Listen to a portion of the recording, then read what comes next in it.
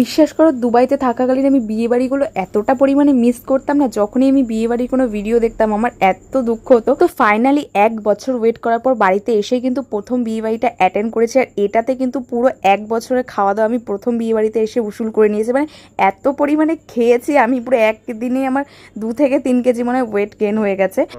Hello, আমি জয়িতা, তোমরা সবাই কেমন আছো? আশা করি সবাই খুব ভালো আছো। তো বাড়ি এসছে কিন্তু 1 বছর পর, মাঝে অনেকগুলো বিয়ের নিমন্ত্রণ আমি মিস করেছি যেহেতু আমি দুবাইতে ছিলাম।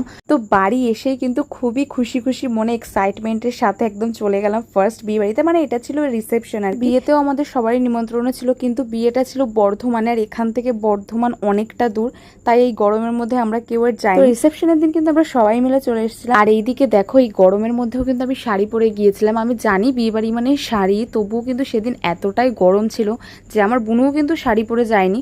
তবে আমি যেহেতু 1 বছর ধরে এরকম ওয়েট করছিলাম যে এরকম একটা বিয়ে বাড়ির অকেশন পাবো, আর আমি একদম সুন্দর করে সেজে গুজে শাড়ি পরে যাব, মানে একদম মন খুলে, তো সেই জন্য কিন্তু শাড়িটা পরে নিয়েছি। তো প্রথমে এখানে স্টার্টার কাউন্টারে চলে গিয়ে এখানে স্টার্টার নিয়ে নিলাম হচ্ছে এখানে স্টার্টারে ছিল তোমার গার্লিক চিকেন আর চিকেন 65, যেটা কিন্তু খুবই খুবই টেস্টি ছিল। সেই কারণে মানে আমরা প্রত্যেকে, আমি, আমার বুনু আর আমার মা, আই থিঙ্ক 2 থেকে 3 প্লেট করে আমরা ওটা খেয়েই পেটটা পুরো ভরিয়ে নিয়েছি। তারপরেও আরও অনেক অনেক জিনিস ছিল। তো তারপরে একটুখানি ঠান্ডা কিছু খাওয়ার জন্য চলে এসেছিলাম মকটেল কাউন্টারে, আর মকটেল কাউন্টার থেকে প্রথমে নিয়ে নিয়েছি ব্লু লেগন, তারপরে আবারও একটা নিয়েছি, এটার নাম আমার মনে নেই, তবে এটাও খুব ভালো ছিল। ওই একটু খেয়ে দিয়ে আমরা চালু করলাম ফটো তোলা আর কি, মানে বিয়ে বাড়ি গেছি মাত্র 100-200টা ফটো না তুললে তো আর হয় না। তো এইদিকে ফটো তুলতে তুলতে গরম লেগেছে, আবার নিয়ে নিলাম ঠান্ডা ঠান্ডা একদম আইসক্রিম ভ্যানিলা, আবার ঠান্ডা খেয়ে আবার নিয়ে নিলাম গরম গরম কফি। মানে ভাবো এই গরমের মধ্যে আমি গরম গরম কফি খাচ্ছি, তবে আমি কফিটা খুবই পছন্দ করি, তো সেই জন্যই কফি খেয়েছিলাম।